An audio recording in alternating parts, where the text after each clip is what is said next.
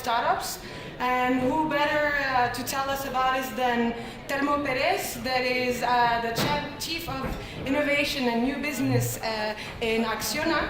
Acciona just happened to launch the first corporate accelerator for infrastructures and renewable energy, and Telmo is going to be the moderator of this amazing panel and will present right now the participant. Thank you very much, and a round of applause for Telmo Perez.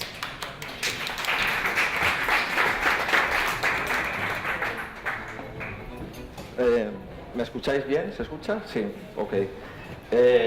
Well, first of all, we do it in English or in Spanish? English, mandatory. Okay, well, I didn't know, but I will manage. Thank you. So, well, please come with me. We are quite lucky today to discuss a very hot topic, please. That, well, it's really one of the pillars of any big brand startup ecosystem, how the corporates can empower the startups, and for that we got like a very mixed group that can point out the different points of views of this topic. We have first of all Gonzalo from CarCrash. Hi, Gonzalo Garcia. Julio Martinez from InnoSales, Executive Director at Banco Sabadell. Joaquín Latorre from PricewaterhouseCoopers. Gonzalo Martinez de Azagra, partner at sorry for that, but previously working for Samsung in Israel. Maya Zabaleta from Repsol. And Pedro Jareño, ¿verdad? From marketing, startup leader at Microsoft. So, well, first of all, just 10 seconds for me. As Nafi said, we are launching the first accelerator in our industries, mainly infrastructure and renewable energies here in Spain. Probably for those who are looking at the lanyard, maybe you are wondering what is Acciona Innovation. So for that, just let me tell you that I'm at your disposal to tell you more and explain the program at any moment. And also my team, Álvaro, Javier, who are here, please make yourself visible.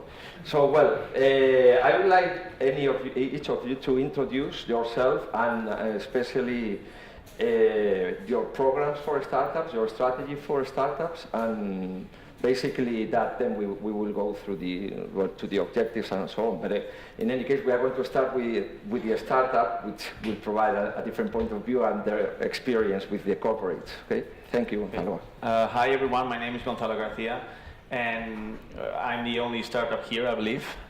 So we just help people out to claim their compensation because of a car accident, and well, that's all. We have a lot of experience with corporates because we have a couple of them in our cap table, and we've been in an accelerator program too. So I believe we could show a lot of inputs here. Hi, my name is Julio Martinez. I'm Executive Director of InnoSales. This is an independent company that belongs to Banco Sabadell and is basically the hub of digital businesses. So it is the corporate venturing arm of the bank. And we engage in venture building and venture capital. Hi, this is Joaquín Latorre. I'm a partner at PwC.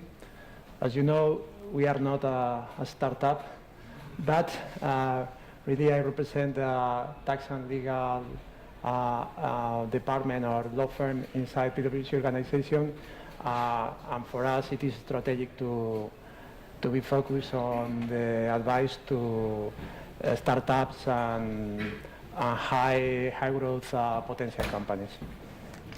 Hi everyone, Gonzalo Martinez Azagra, co-founder and partner at Cardamom Capital. We invest in deep tech in Spain and Israel, venture capital. Previously, I was the founder and head of Samsung Ventures in Israel, and before that, I was investing from South Korea all over the world. Maya Zabaleta from Repsol. I'm investment manager at the CB at Repsol Energy Ventures. We invest in technology-based companies and innovative business models that can help our business areas to innovate. And we have also some programs for acceleration in the company. Maybe you have heard about the Entrepreneurs Funds that our foundation launches every year. So we have several activities to work with the startups. Hi, this is Pedro Jareño. I am the startups lead for Microsoft in Spain. We are not a startup yet, or either, but we were 40 years ago, right? Bill Gates and Paul Allen created a startup, and right now it's what it is. So formerly, I am co-founder of Minube, a travel startup, maybe you know that. And what we do at Microsoft with startups is we, of course, try to engage the startups that we believe that they will become great enterprises in the near future.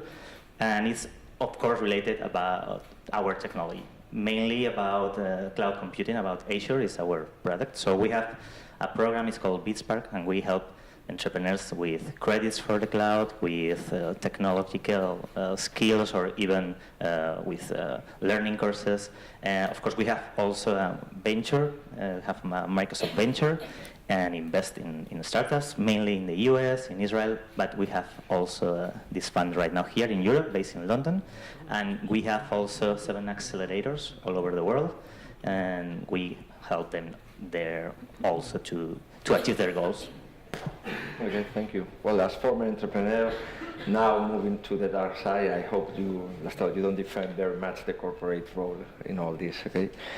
Well, I will ask at this point, especially to the corporates, how did you, create these programs? What were the main drivers behind that, pushing change culture, financials, economic innovation, corporate development? Because also what I see is that you, even if you are doing not similar things, but you are working with startups, each of you are in different parts of your organizations. Amaya is in a foundation, for example. You are in another company, Julio. Well, formerly you were a CVC, Agustin, so Gonzalo, sorry. So, well, I would like to ask you how, or as far as you know, why your companies create these programs, what are the main goals, the main objectives, and at a certain point, how do you measure your performance, or what are the KPIs that you look at to know how the programs are progressing? So maybe. Yeah. So from our perspective, what makes a real difference is to be really ingrained within the bank's strategy. So that's what gives us the internal empowerment to drive change and to drive new businesses. So InnoSales is actually leading the digital agenda for Banco Sabadell, and it's the one conceptualizing and thinking about the value proposition that the bank needs to deliver in 3, 5 to 7 years' time. So that gives us a lot of alignment and strategic relevance for the management. So one of the goals would be to meet those strategic objectives. On top of that, InnoSales is an independent company, so we typically find that operating within the bank or within a large corporate, and if you're a startup and you've tried that, obviously it is very often challenging, and the way we operate is very flexible. So we have our own processes, and we can deliver a very agile and nimble methodology when it comes to building our own businesses and actually investing in startups. So this is more or less our experience. And any KPIs? Yeah, exactly. So that's a very good point. So how we measure success, and this is something that it's a very frequent question. We are not an innovation team, right? So we are very focused on delivery. We are business. So we are digital business, and that's something very clear. So we talk business, and we like those metrics. So when we invest, we seek for financial return.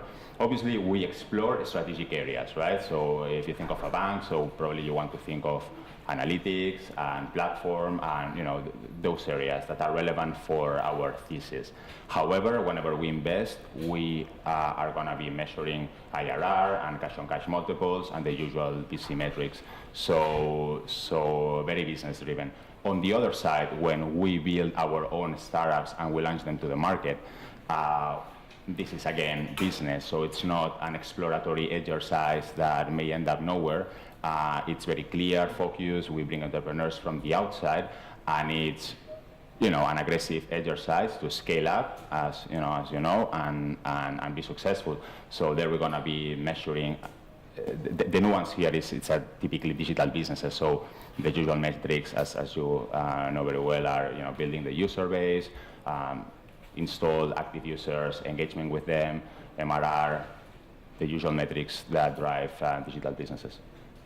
Okay, thank you, Gonzalo. Just a full disclosure, I'm no longer at Samsung Ventures, so I'm talking about my experience, but I do not represent them. Samsung is the largest electronics company in the world, and they've been very big for many years, and they understood very quickly that it wasn't enough to do R&D in-house, so they've had a venture team since 1999. They've done over 800 investments. Right now they have something around 2 billion of funds under management, and there's always the way they invest. Of course, at the end of the day, they want to make money also from the investment, and I'll explain why. But the most important factor is for them to return strategic value. It's a company the group that has a top line of 300 billion, and hence, even if you return 100 million, it's irrelevant for them. You need to add value to the group so that it leads to billions. The reason why you're expected also to return directly on your investments is because when they ask the limited partners, the investors who invest in the Samsung Ventures Fund, they're business units, and the business units can say, okay, I give the money to Samsung Ventures, or I give it to my R&D guys. And if the business is growing at 18%, they expect Samsung Ventures to be returning at least 18%. So they expect both financial and strategic returns. Okay, very interesting. Thanks. Yeah, okay. We are also strategic investors. We try to work very close to our business unit and be a tool for them to bring inside the innovation that is outside in an easy or in a quick way. In terms of KPIs, it's not easy. I mean, we cannot forget about financial, of course, even if we are strategic. We are working now we're thinking how to measure this strategic return better, but in the end, by the number of projects we are able to deliver to the business units, by the willingness from our business units to rely on us, the innovation activities, by the satisfaction of the users. I mean, these are signals we use to see if we are doing well or not. In our case, as we are a technological enterprise, so what we try to get is technological engagement, and we measure, of course, the Azure consumption. It's like we are not part of we're not the business part of the company working with startups. So, and we are not even sellers or salespeople. We really try to help them because we believe they will maybe or perhaps become a very important company in the future. So our way of measuring the way we work with them is, of course, on Azure consumption, but for real, seeing if they have traction. If they are growing, we can help them for whatever they need. Maybe like a couple of hours ago, we were having a lunch over there with some VCs, with some startups of our program, because we really want them to help to each other. So it's not, we don't have these specifically KPIs, but of course we try to measure the technological engagement. Okay, very interesting. So I see that, well, mainly all you work like independent units at a certain point is to engage with business, and this is always challenging, and we will go to that point afterwards. Now I would like to ask to the startup and advisors and about the benefits of engaging with a corporate, because ourselves, the corporates, we like to highlight and to show the benefits that we give to the startup. Our money, which can be funded by us, our programs, our people, our knowledge, and so on. However, in these years, we're working with different entrepreneurs and corporates as well, I could perceive sometimes a lot of frustration at the same time. So instead of the corporates saying these are our benefits to the startup, that I'm afraid is going to be like more of the same. I would like to ask to the startup and to the advisor who is used to work with them when approaching a corporate. What do you, let's start with your experience with corporates, what do you really get from there? First of all, I'd like to say that the key is to align the interest of the corporate with the startup. So if you're a founder, you have to know what the corporate is looking for and why are they interested in what you're doing. That's the most important thing, because there are a lot of corporates. So you have to choose and you have to really focus on what you need.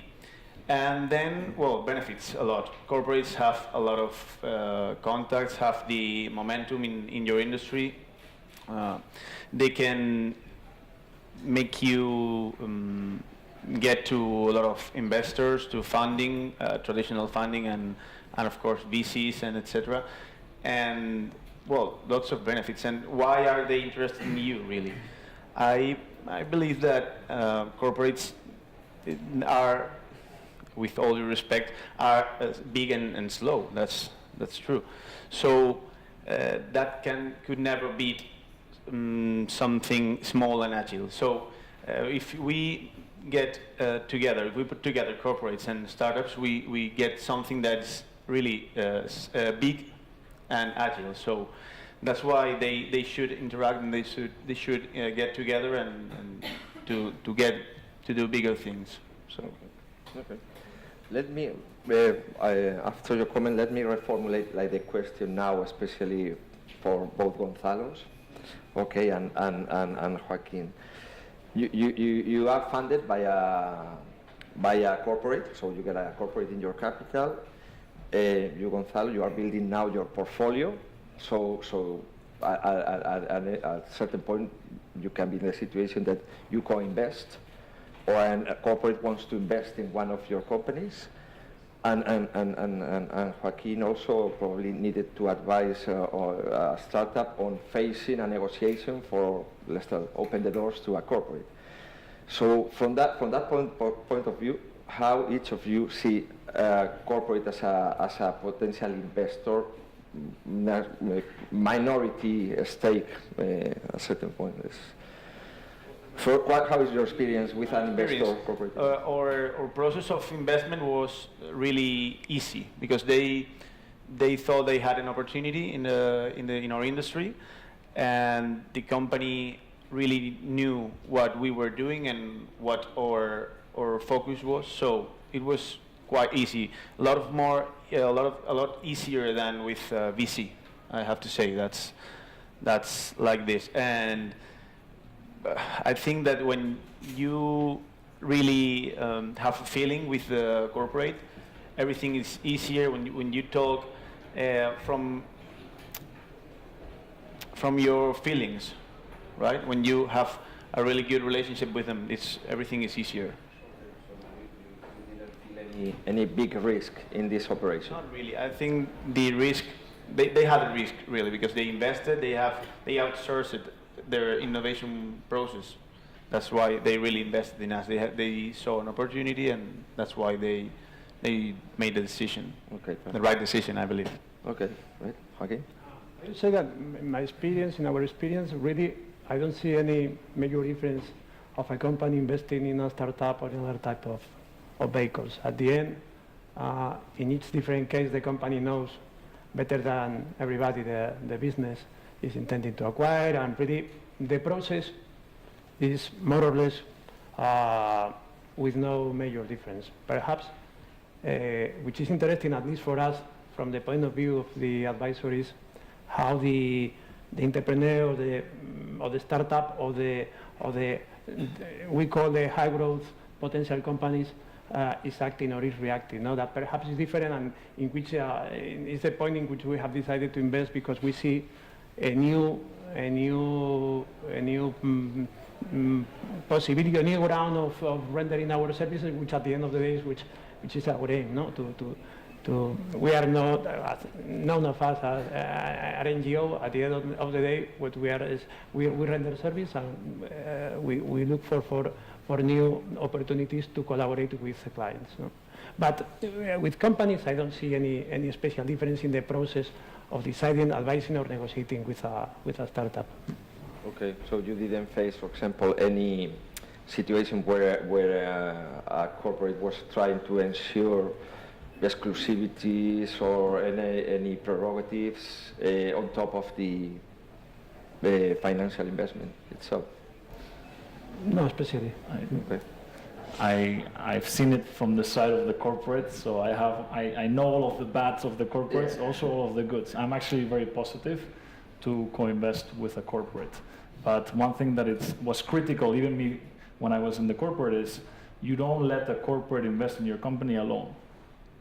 And the reason why is that a lot of corporates, especially the new ones, don't do follow-ons.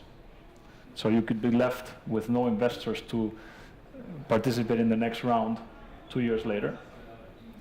Also, if you have a single corporate, you create a great dependency. If you end up not working with that corporate, you're going to have to explain to the rest of the investors what happened.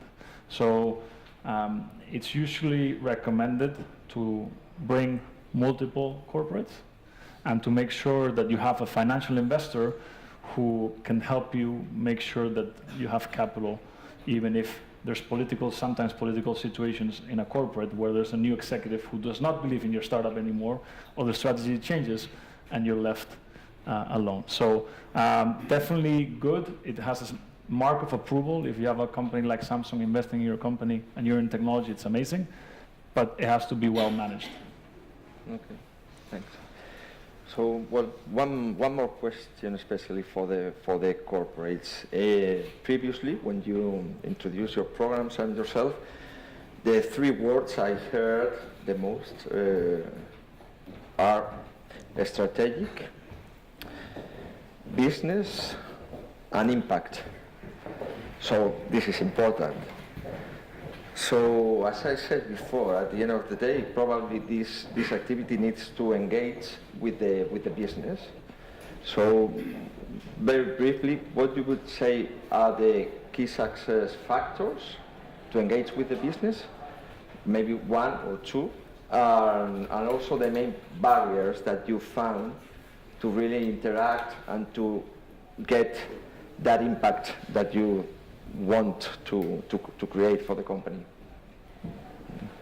So in our case, my impression is that you have to be strategically relevant. So, and that's what is going to give you the internal empowerment to drive change and to be able to connect the startup dynamism with the corporate. So in our case, for instance, we report directly to the bank's executive committee. So that prevents a little bit that the initiative, which is actually independent and is, outside of the banks, outside of the perimeter, is left as a, the toys department, right? So you want to be ingrained within the strategy and very close to top management, so that whenever you put forward an initiative, is well respected and you have the internal buy-in to develop it internally. And then the barrier is, of course, aversion to change, right? And in banking and in retail banking, we know a little bit of that. So some of the culture that we see tends to have a zero risk culture, and change is not often welcome. We see a lot of change in there, so we see a very proactive approach to our team to understand better what's going on in the market, because value is delivered. So startups are delivering actually a lot of value. So the change is happening. However, you may find some vested interest or some dynamics that are less stable, and then in that case, empowerment is needed. Thank you. For instance, in our case, in my former experience, as I worked on a startup, I could learn that the most difficult thing for a startup from my point of view, is to sell, right? You can have an amazing product, you can have an amazing team, but you need to sell your product or service. So now I'm on the other side, and of course I want to engage technologically with the startup, but I understand that if I can help the startup to sell their product to the client, our relationship will improve a lot. So what we try to do is, of course, to understand their needs on technology, and then try to engage with the market. You know, in a corporate like Microsoft, we are lucky to be one of the most amazing and biggest partner network all over the world. Most corporates are clients for Microsoft. So if I find out that I have an amazing startup working with our technology, and I know that they are interested in whatever, travel, fintech, or public sector, I love to engage them with my departments of each one of these verticals to help them to sell the product. Because if they succeed, they are having great or big consumption of our technology, of our cloud. So if we help them to sell their product, we also as a company are having more business. So everyone has a win-win. So I think that's a key point in our case. Okay, thank you. Amaya? Yeah, in our case it's very similar, but in our client is internal. So we try to align very well with them. We try to understand very well which are their needs, their priorities, their challenges. We try to involve them in the assessment of the startups, technically in the business. We try to, we need their compromise to use the technology or the business model that the startup has. Without that compromise to develop a project, we don't invest. This is a go, no go for us. And after that, we need their involvement in the project itself and also their feedback. We need to know very well if the technology is useful in order to help them scaling up the technology inside our company, or if it's not useful, in order to be able to define a proper exit strategy.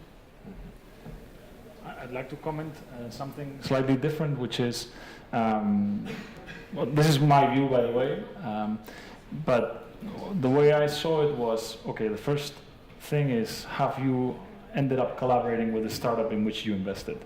Yes or no, and that's easy to know. Then sometimes you can measure the impact, sometimes you cannot. In the case of Samsung, it was easy to know if that technology had been integrated into one of the products or if it had created a new product in itself.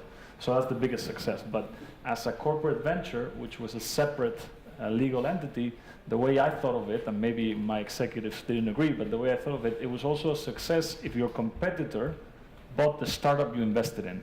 And the reason why I said that is because at the end of the day, you're an investor, and you need to prove that you're, selecting the right technologies. And if you've given the opportunity to the corporate and they haven't taken advantage of it, well, that's somebody else's fault. But at least you know you've been selecting the right ones. So, in order to get into better deals, it's good to have also good exits.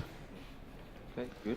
Really interesting. Well, we got a couple of minutes left. I would have like two brief questions, but let's do the first one to see how we go with the time. So, I guess that here we got a lot of startups and also companies as well, not necessarily corporates, probably SMEs that are also they want to start to work with startups. So, for each of you, what would be the advice, the hint, just one for each of you that you would give to a corporate or that is not working with startups, or SME that it's not working with startups yet, but they want, and the hint to one startup approaching a corporate for the first time? Well, as I said before, for corporates, it's a good way to out-innovate, to put the innovation aside of the company and not take a lot of risks. And for startup, it's a good way to have the knowledge, know-how of your industry, and to get all the contacts of the corporate.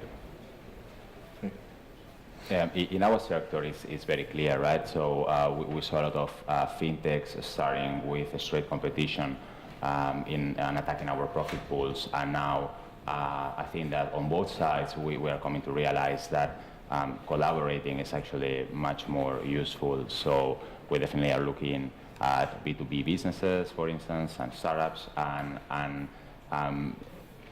those guys are leading innovation, actually, are leading the thought within the industry. So we definitely need to be very close to them.